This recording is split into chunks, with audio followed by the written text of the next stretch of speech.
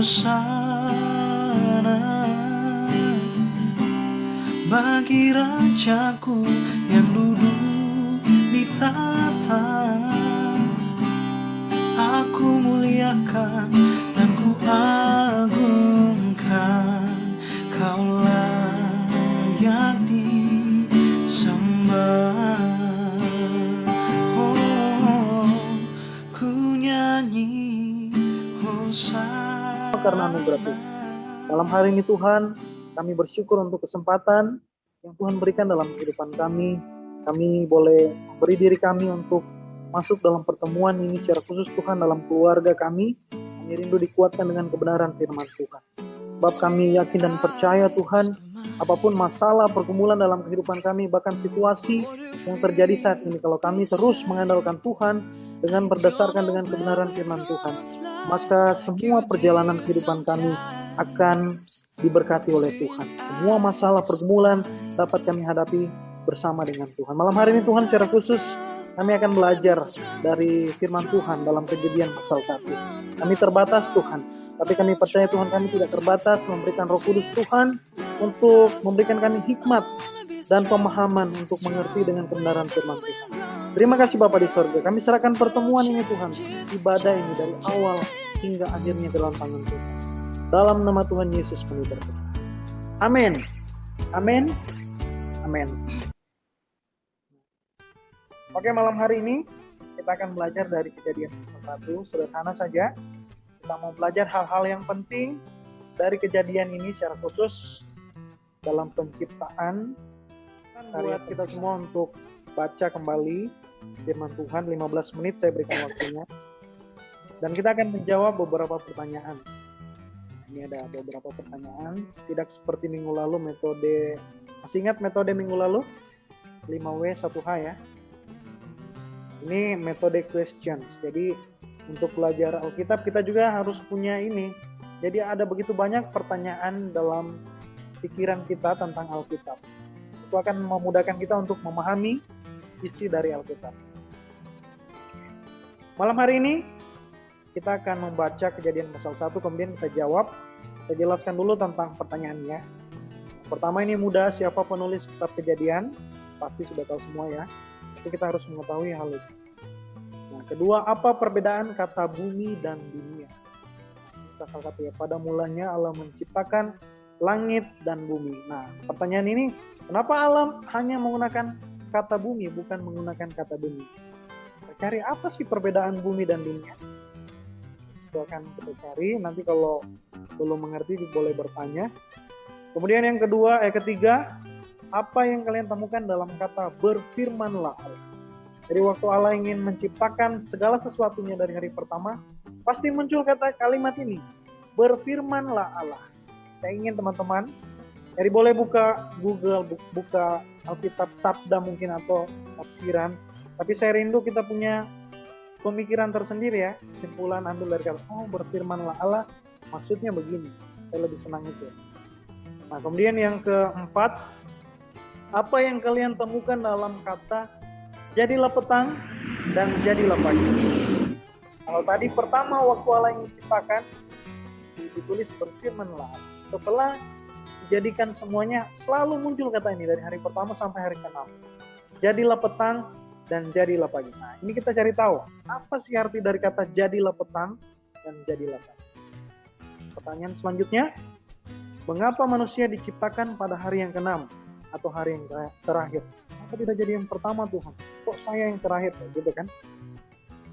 Kita temukan nanti dalam Alkitab ini. Dan selanjutnya, apa tujuan utama Allah menciptakan manusia? Jadi kita tidak diciptakan hanya sekedar saja ya. Pasti ada tujuan utama. Tujuan utama berarti satu ya. Tidak usah terlalu banyak karena utama Allah menciptakan. Yang selanjutnya, apa yang kalian temukan pada ayat 29 dan ayat 30. Pasti teman-teman ini akan temukan sesuatu hal yang baru.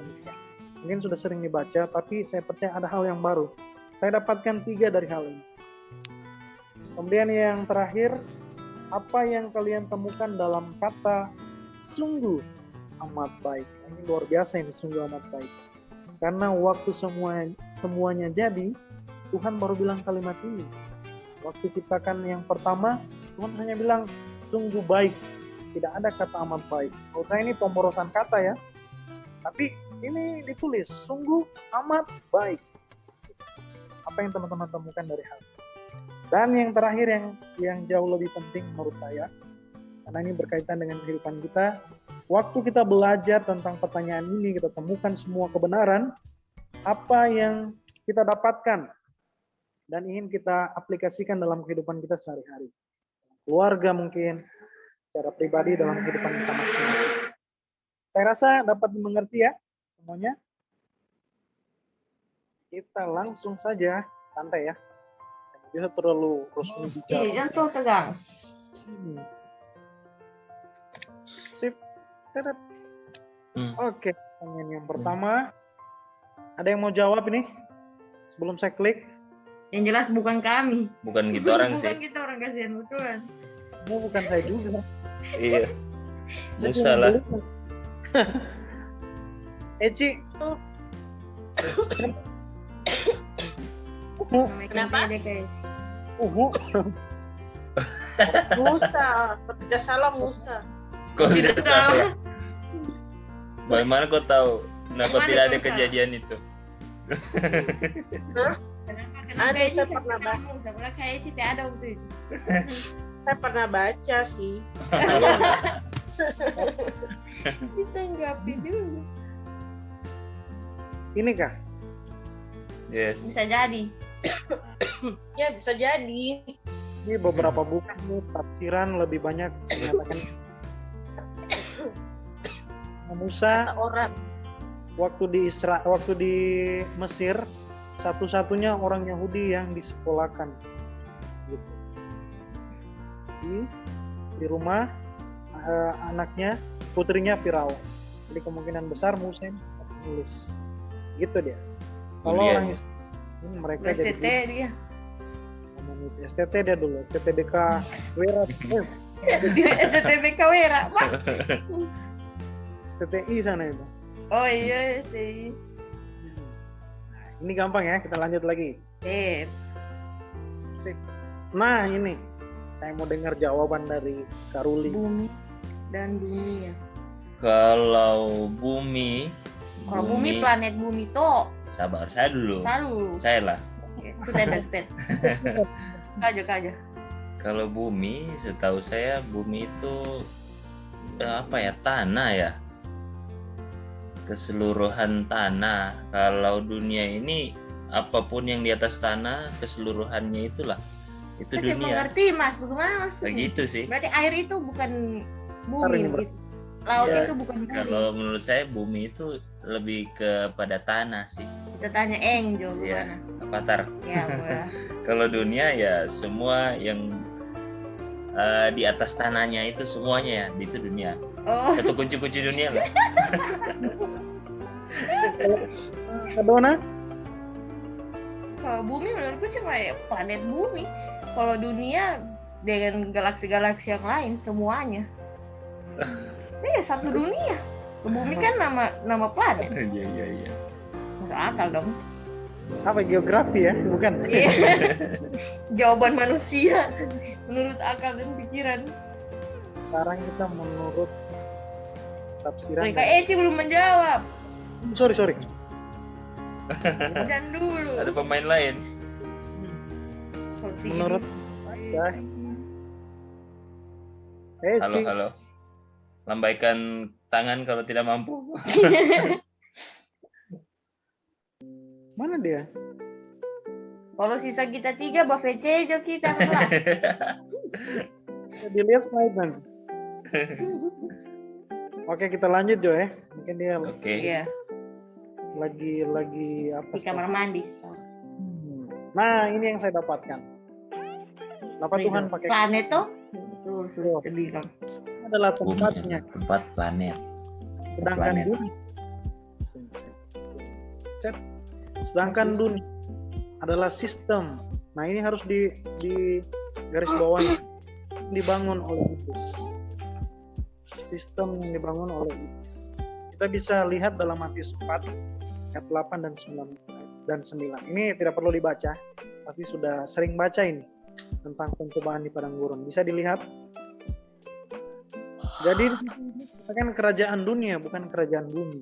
Nah, karena dunia adalah sistem. Makanya kalau orang-orang duniawi itu erat kaitannya dengan hal-hal yang dibangun oleh iblis. Jadi sistemnya. Makanya Tuhan pakai kata bumi. Jadi sedikit pelajaran buat kita. Kata bumi adalah tempat benar. Dapat poin tadi Kak Dona ya. Haleluya. Ada hadiahnya ini, gula-gula. Ya. Semua. Nah, dunia sistem yang dibangun oleh iblis. Jangan orang bilang jangan kejar dunia. Dan dunia iblis yang bangun. Kayak ada salah orang bilang, saya tidak sanggup lah hidup, ingin tinggalkan dunia ini. Tinggalkan bumi ini sebenarnya. Bagus kalau tinggalkan dunia karena sistem iblis begitu. Oke, saya rasa mengerti ya. Yes. Kita lanjut. Apa yang kalian temukan dalam kata berfirman? Misalnya Eci yang jago. Apa yang kalian firman Allah? Firman Allah? Iya, apa maksudnya? Berfirman Allah itu perintah. Apa perintah itu dia? Seperti perintah. Allah maksudnya Alasannya? perintahnya. Alasannya kenapa perintah? Iya, karena kenapa? Kayak dia yang jawab, kita yang bertanya. Kali ya. Dia yang tanya, jadi yang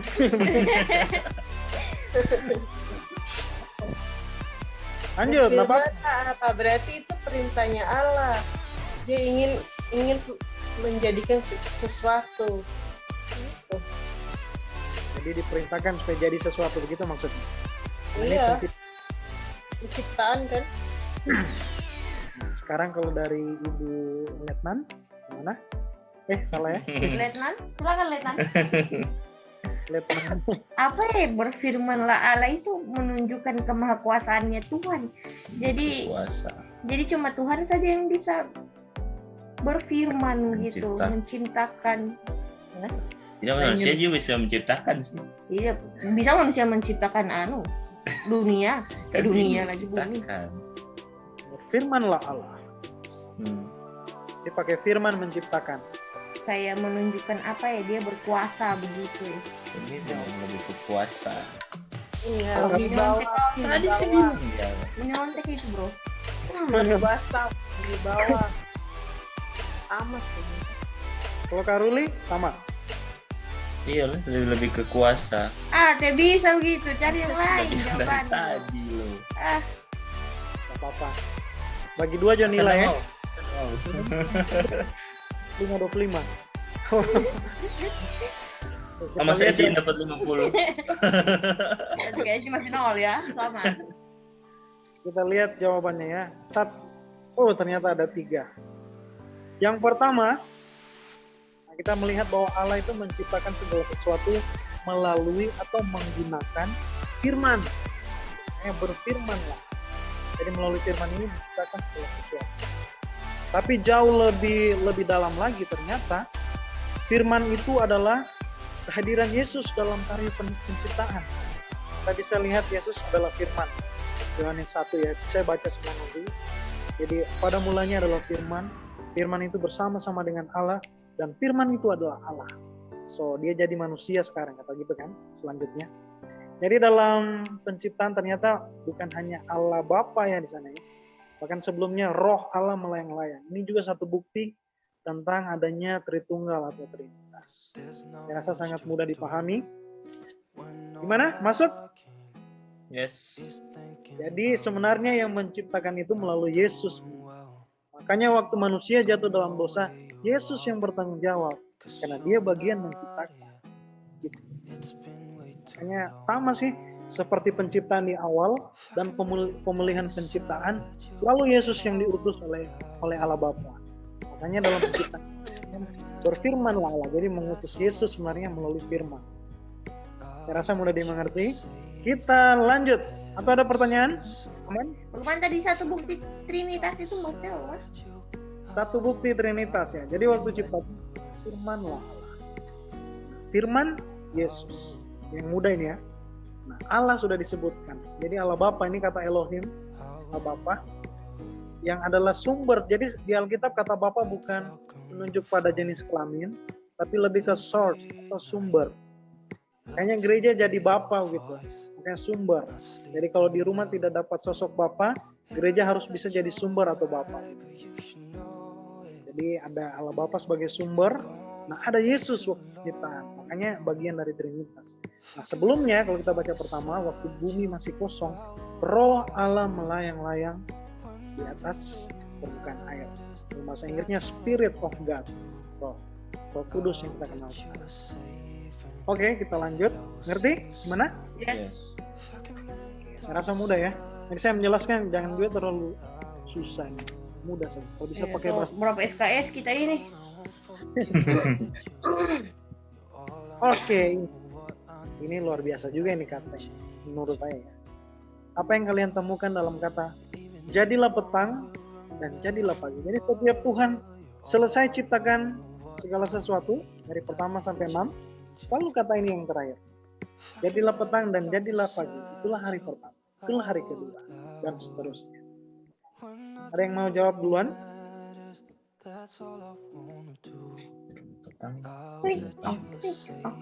Laro tuh otaknya kan ngelek cowok ngelek. Pagi sudah tahu Bapak pagi. Sering bangun pagi toh. Menunjukkan apa ya? Ini dalam Waktunya berjalan terus begitu. waktu ya. Petang dan jadilah Terus pagi. Itulah hari yang keempat. Lebih memisahkan kegelapan dengan ini terang sih. kalau Eci, Apa?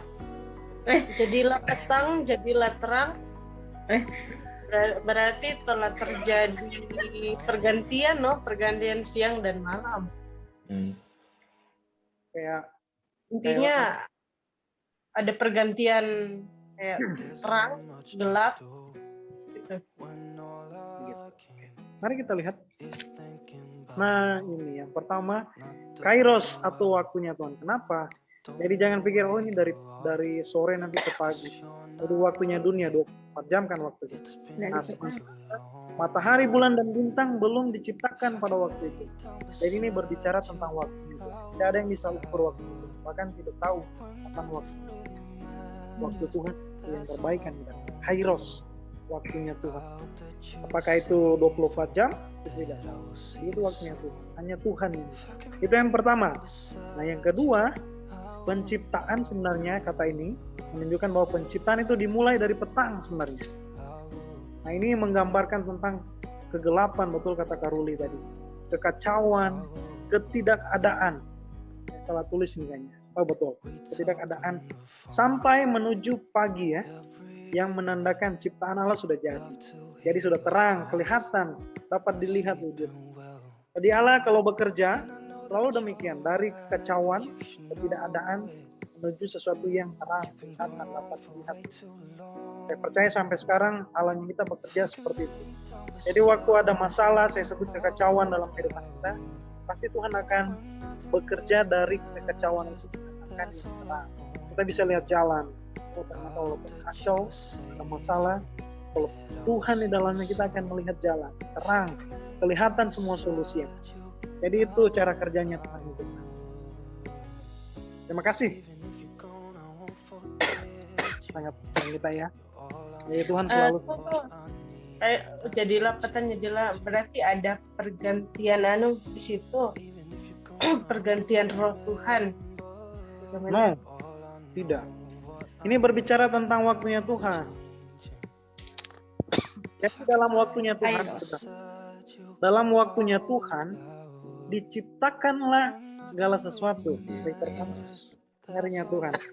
Saya menggambarkan mau kerjakan sesuatu. Saya punya target waktunya Karulin, Pak. Karulin yang tentukan. 2 jam ini saya mau kerja proposal. Nah, dalam 2 jam jadilah proposal. Jadi Tuhan gitu, jadilah petang. Tandanya. Agendanya Tuhan terjadi sesuatu. Sama waktu kita kerja juga, ada agendanya gitu. Tuhan tepat waktu. Itu yang kita harus pelajari dari Tuhan. Agendanya, waktunya Tuhan. Lebih penting ini kata petang. Kita tahu cara kerjanya Tuhan dalam kehidupan kita. Waktu dia bekerja dari sesuatu yang kacau jadi sesuatu yang teratur.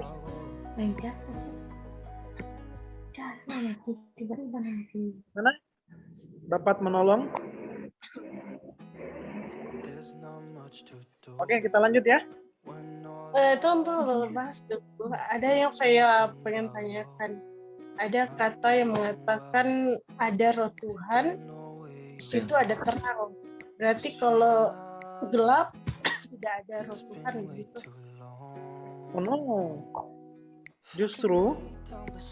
Justru kegelapan itu tidak bisa menguasai terang. Contohnya, sederhana saja ya. Waktu kita ingin tidur, mati lampu, tiba-tiba gelap, tapi tiba-tiba kayak ada terang-terang yang masuk, padahal tidak ada lampu listrik kita. Jadi gelap tidak dapat menguasai terangnya itu. Terang, itu namanya yang Tuhan ciptakan kan. Pertama Tuhan ciptakan terang untuk menguasai kegelapan. Jadi kalau berbicara rohnya Tuhan, adakah dalam kegelapan? Ada. Karena sifatnya Tuhan, dia tidak suka yang namanya kegelapan. Apalagi gelap-gelap. Apalagi gelap-gelapan. Makanya salah sebenarnya. Dulu saya itu pacaran di gelap-gelap. Itu Tuhan dia. Move on. Makanya sekarang saya pacaran pakai lampu. Iya, Tapi dalam kamar. jadi PC berarti. Sama aja. makanya orang berpikir kalau Parah. pacaran di tempat gelap-gelap berarti ada Tuhan tidak lihat. Kan Salah. ya begitu. Maksudnya pikirannya ada sebagian mungkin berpikir gitu toh. Kita di gelap-gelap supaya tidak ada yang lihat. Padahal Tuhan ada. Lihat. Masih ingat khotbah saya, khotbah singkat tentang Immanuel. Allah beserta kita, kata Immanuel pertama kali Dalam segala justru kondisi. waktu dia buat dosa kegelapan. Jadi waktu gelap-gelap ingat Tuhan di kita ada di gitu. Ada lagi mau ditanyakan? Sudah. Udah. Next. Basket. Pas. PPR pas. Nah, mengapa manusia diciptakan pada hari yang ke-6? Hari yang Apa lu? Saya diciptakan terakhir. Kalau saya toh, maksudnya tidak pertama saja. Siapa mau jawab? Saya aja. Boleh. Kalau diciptakan, oh ya salah. Tuten. Sudah kau lah. Makan. Ame, semua ame. Menurutku supaya saat manusia diciptakan semua sudah tersedia. Jadi semua yang manusia perlukan itu sudah ada di dunia. Itu karena Tuhan sangat mengasihi manusia dan tahu apa yang manusia butuhkan untuk Mantap. hidup di dalam bumi. Asik. Lu ya. Saya lagi di hamba Tuhan. Es toh. Aku sih stres. Oke. Ada tambahan? Yang sama? Tambahan ya. Mungkin tambahan saja. Jangan tambah-tambah urusan. Tidak, kalau diciptakan nanti kalau sudah diciptakan ikan-ikan tiada daratan tenggelam orang. Tiada daratan. Ditanya kenapa manusia diciptakan hari ke-6 tidak Iya. nyambung. Tidak Kenapa? nyambung jawabanmu dengan ikan maksudnya. Tidak, kalau diciptakan di hari sebelum diciptakan daratan dengan ini, dipisahkan lautan tenggelam nanti orang. Ngerti? Intinya tidak ada tempat. Yes. Berdiri. Tidak ada makanan, tidak ada tempat. Nah ini mudah ya, mudah. Nah ini Tapi dia. kalau luar manusia buta ya, tidak ada cahaya, gelap. Yang pertama kembali lagi. Mau diciptakan apa itu agenda dan kedaulatannya Tuhan. Tidak bisa menurut kita kan. Yang pertama, yang kedua Dia mau Tuhan loh, serah dia hari apa diciptakan. Saya sukain kalimat nomor 3 ini. maaf. Oke, yang kedua betul kata Kak Dona juga tadi ya. Tuhan menyiapkan dulu segala sesuatu. Bayangkan kalau kita sudah diciptakan belum ada pohon, mau bernapas ada ya mungkin mau bernapas pakai apa? Pakai oksigen. Belum ada oksigen. Nah, belum ada matahari. Iya juga. Tidak ada fotosintesis. Ya, coba bisa berjemur padi nanti. Jadi Tuhan itu bekerja, ini kembali kita belajar dia. Siapkan sesuatunya. Kadang-kadang kita rasa kurang, percaya Tuhan menyiapkan sesuatu untuk yang lebih baik. Nah, yang ketiga, menunjukkan kepada kita bahwa yang terakhir belum tentu tidak istimewa. Bisa jadi yang terakhir ini yang istimewa dibandingkan yang pertama. Saya punya kesimpulan pribadi. Mungkin Karuli wisudanya istilahnya, atau wisudanya mungkin nanti teman sudah belum tentu mereka yang terbaik. Yes. Jadi tidak usah cepat-cepat, bisa terakhir sekali bro. Tidak, waktunya Tuhan. Kalau dia bilang wisuda selesai. Saya yang menikah belum tentu saya tidak baik. Iyalah. Saat menikah salah melangkah begitu. Nah, salah ini dia. Berarti Berarti yang Cik, pertama itu bukan istimewa berarti. Bukan yang terbaik. Tidak juga. Bahwa yang terakhir bisa jadi ini kemungkinan. Tidak, artinya relatif orang-orang yang pertama itu istimewa. Tidak.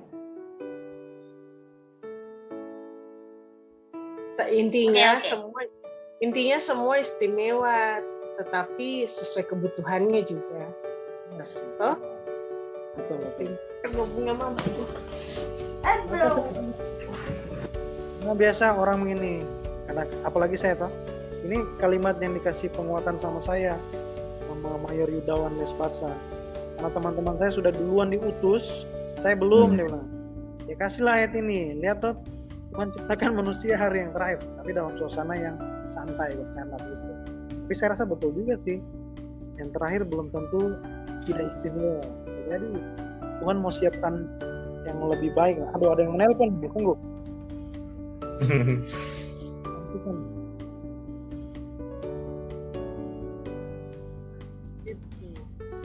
Saya rasa bisa diterima ya. Yes. Ya.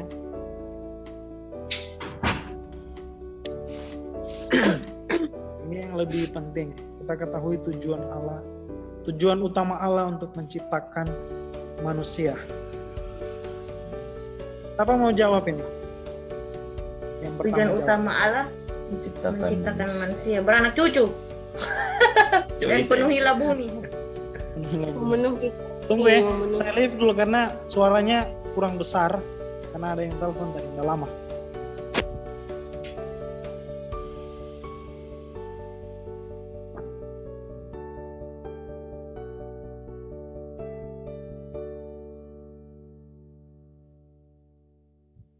Kenapa dia?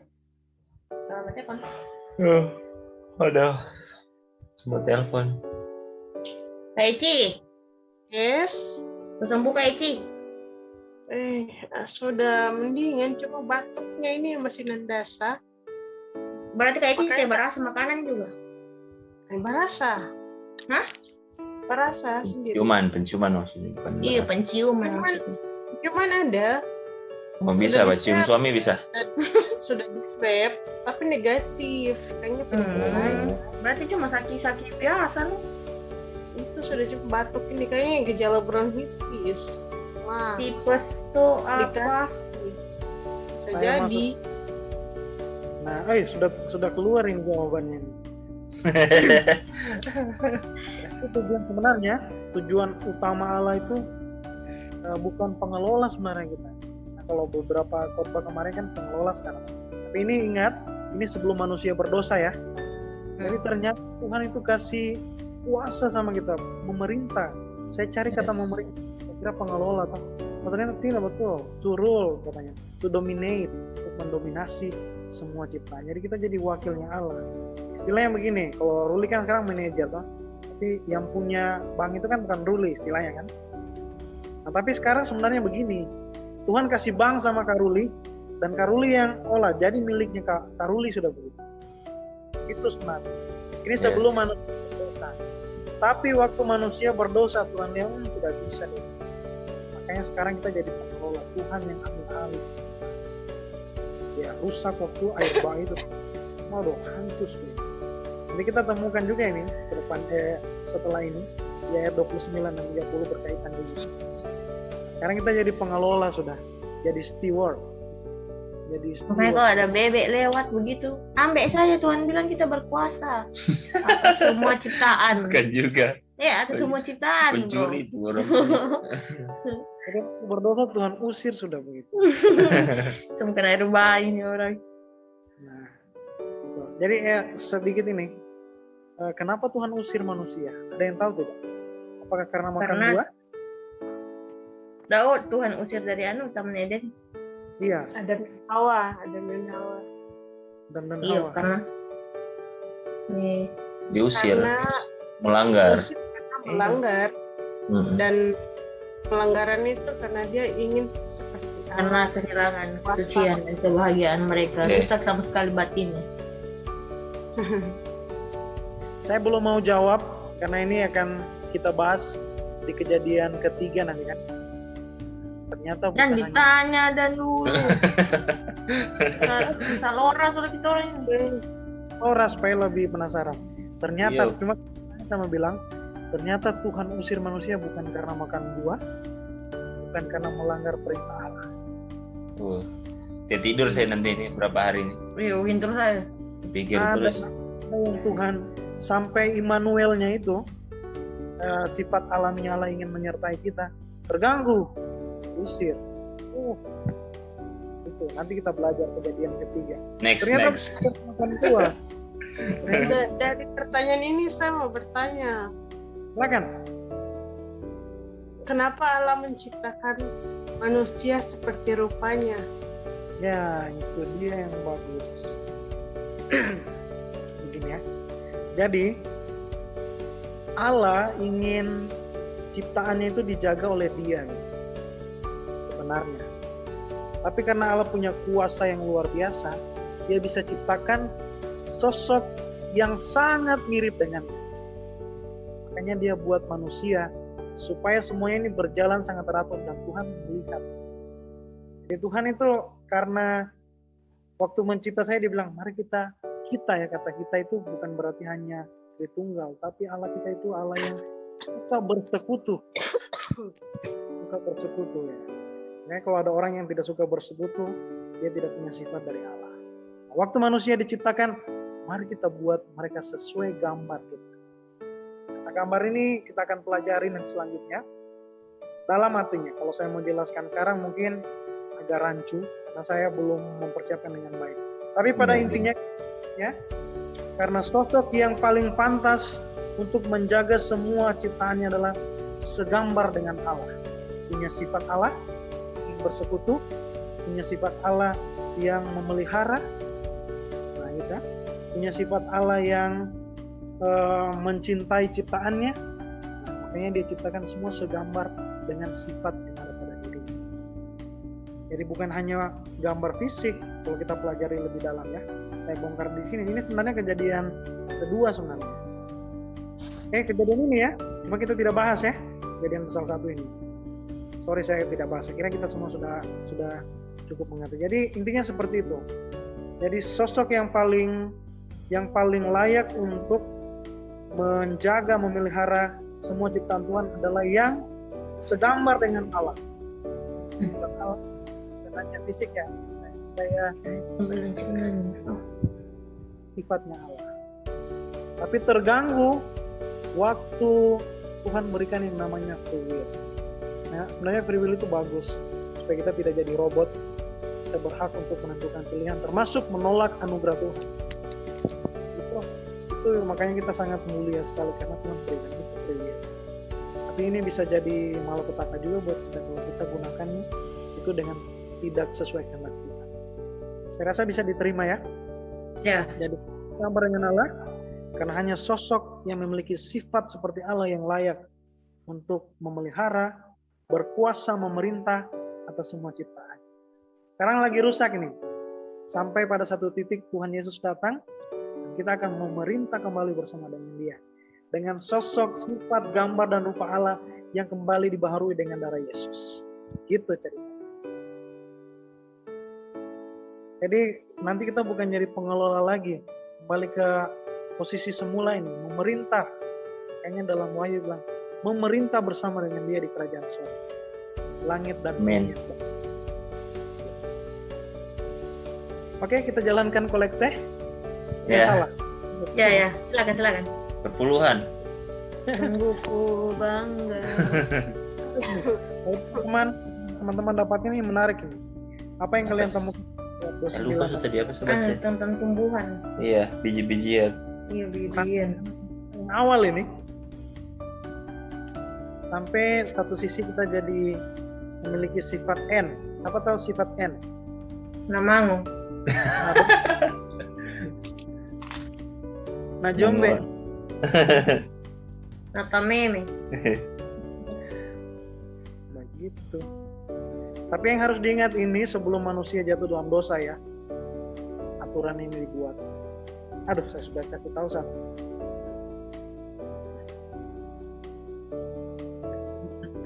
Atau mau langsung saja? Apa yang ditemukan pada ayat 29? Kita menciptakan tumbuh-tumbuhan. Oh itu apa itu? Ini bukan tentang menciptakan lagi. Kan. Oh iya, Anda berfirmanlah Allah. Aku memberikan kepadamu segala tumbuh-tumbuhan untuk menjadi makananmu. Iya, kalau saya lihat sih dari ayat ini yang sebelumnya jatuh ke dalam dosa, kalau menurut saya tapi biji-bijian juga nasi sih. Gimana sih? Udah jelas Om. Udah jelas Om. Ujian. Oh, Mungkin mungkin kita. intinya Tuhan memerintahkan makananmu nanti tumbuh-tumbuhan dan binatang. Ini perintah. Oh, tidak ada binatang di situ tadi saya baca. Ada. Tuhan. Bilang, Oh, kalau yang merayap di bumi itu apa Dan? anu, Tetap ikan lele. yang di bumi dan segala burung di udara dan segala yang Iya. Oke. berkubahkan segala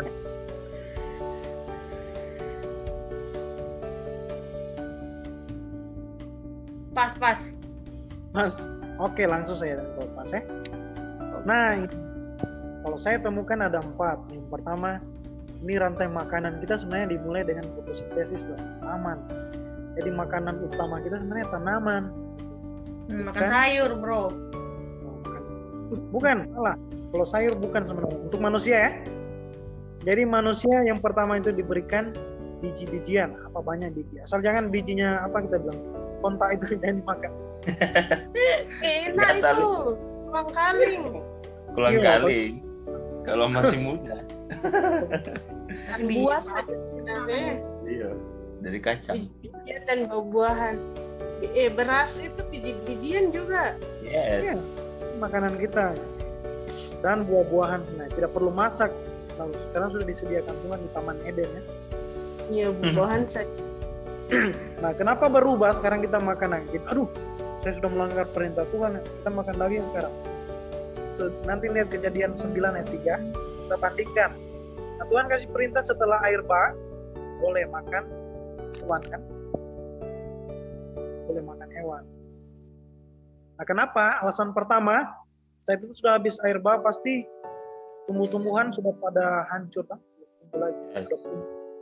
Yang tersisa hanya hewan di dalam Bahtera. Nah, pertanyaannya, hewan apa yang masuk dalam batra? Hah? Banyak. Pertanyaan, hewan apa yang tidak masuk dalam batra tapi masih ada sekarang? Buaya. Ya, betul. Ini Ini hewan sebenarnya. Lagi ikan. Ikan lah. Air di Kan di air, karena di air lah. Pasti dia ada dalam batra sampai dia ada dalam dunia Gimana ini. ceritanya? Dia mungkin dia tenggelam tuh dalam air. kecuali kan ini kemungkinan. Kecuali Nu sediakan akuarium di dalam. Iya, jadi dikasih tahu juga ada akuarium Iya. atau tidak. Mungkin ada box tuh. Ikan paus, nah mungkin dia masuk. Ikan, sejenis Oh, ikan jadi lah. ikan dari mana orang dan siapa yang bikin? Kan dia datang ke gunung sebelumnya lah. Nah pasti dia di air lah, air bahkan aman mereka rumahnya. Iyalah. Mungkin pas air bayi itu masuk semua tuh orang tuh lihat lubang-lubangnya apa. Kok bisa masuk ke dalam? Mana? Untuk apa? Paus. Nah, untuk apa dia masuk? Nah, dia di hidupnya di air memang. Berarti Jadi laut dan kan laut sudah dipisahkan. Waktu Ah. waktu air datang, memang air tawar ada, nah, air laut juga. Nah, sekarang kalau lihat di mana itu di Taman Ria di mana air bertemu dengan air laut tetap bisa hidup ikan. Yes. Sebenarnya berarti orang tidak perlu masuk dalam bata. Makanya sih bilang. Karena orang so ada memang di laut. Itu sudah. itu manusia. Di Taman Eden sebenarnya makanan kita, makanya tidak tepat Advent masih pakai ini sebenarnya. Karena waktu kejadian Tuhan sudah izinkan itu. Nah, apalagi di perjanjian baru bilang bukan yang masuk dalam perut yang menajiskan. Justru yang dari hatimu itu ya gosip orang istilahnya. Baca Yang ceritakan keluar dari mulutmu, dari dirimu itu yang Tapi sekarang kalau kita cuma makan buah-buahan, lente. lente. Makanya Tidak. sebenarnya Karena kebiasaan. Kejadian 9 ayat 3 itu. ada orang-orang yang hanya buah sekarang karena dibiasakan. Iya, dari lahir. Yes. Kita kenal RW, kenal daging babi. Buah Daging itu babi. kuat.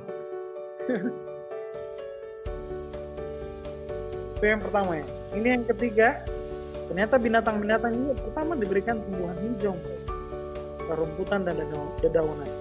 Jadi kemungkinan ini saya sharing dengan Opsir, singa dulu makan rumput ya, belum makan Aduh. Bisa Semua jadi. manusia saling bunuh. Nah, dia lihat manusia saling bunuh bisa jadi tuh. Lihat itu. Kan coba kalau dilatih singa sekarang dengan hidup dengan manusia bisa akrab kan? Tapi kalau dibiarkan dia bebas, dia lihat. Jadi apa yang manusia bikin bisa jadi dilihat olehnya. Karena hakikatnya manusia berkuasa atas semuanya, mendominasi. Berarti manusia pemakan segalanya. Omnivora. Omnivora ini penguasa di atas. Penguasa dia sebenarnya. Tuh, kalau rantai Berarti yang makanan. dia makan RW itu bukan manusia itu. Saya Makan RT aja. Nah ini yang tadi yang keempat saya bilang. Kemungkinan besar ya aturan ini hanya diberlakukan di Taman Eden. Gitu. Karena ini tadi kejadian 9 bisa dibaca nanti ya. Tuhan sudah bilang bisa makan. Oke deh. Terakhir apa ini? Satu lagi. Nah, sungguh amat baik ini. Langsung jawab aja. apa yang kalian temukan sungguh amat baik. Saya bawa ini ya. Jadi waktu Tuhan ciptakan hari pertama sampai ke-5, Tuhan bilang sungguh baik. Tapi waktu kejadian penciptaan yang ke-6, terakhirnya dia bilang amat baik. Karena so lengkap Sudah lengkap semua. Lengkap. Oke, gimana dengan ini? Oke, betul. Wah, Jadi iya kan- betul. Merujuk pada kata Allah sudah senang dan puas dengan segala ciptaannya yang sempurna. Jadi puas Tuhan. Jadi yang dia kerjakan dia puas. Jadi kita juga harus puas dengan apa yang kita kerjakan. Nah, yang kedua, waktu Adam mempunyai penolong, Hawa, barulah kata ini muncul. Ingat itu ya. Hal ini menunjukkan bahwa Allah sangat senang dengan persekutuan, kebersamaan dan tolong menolong. Dia tidak ingin kalau manusia hidup menyendiri. Makanya nanti di Kejadian 2 kita lihat Tuhan bilang gini, tidak baik kalau dia ini seorang. Wih, iblis dengar itu, tidak baik. Nah makanya Waktu dia cobai manusia, dia langsung ke Hawa. Karena dia dengar waktu Hawa selesai diciptakan, begini Tuhan bilang, sungguh amat baik. Gitu. Makanya iblis langsung datang ke Hawa, itu alasannya juga. Iblis tidak mau ganggu yang tidak baik. Ngapain ganggu yang tidak baik? Lebih baik Karena ganggu cewek-cewek itu labil. Gitu. Karena cewek yang digodai. bekerja begitu. Selalu yang sungguh amat baik diganggu sama ini. Mana deh? Ini yang tidak baik ini. Berarti Adam biasa aja berarti. Biasa. Tapi nanti kejadian 3 kita lihat ternyata lebih jahat juga si Hawa. Waktu sudah makan buah. Licik. Jadi kenapa Tuhan diusir? Sampai sekarang kalau perempuan ini baku kumpul,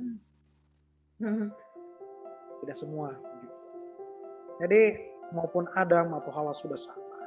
Jadi tiada yang paling benar. Kita ini semua orang yang salah. Jadi waktu orang lain jatuh salah, tidaklah benar kalau kita menyudutkan dia, bilang salah ini.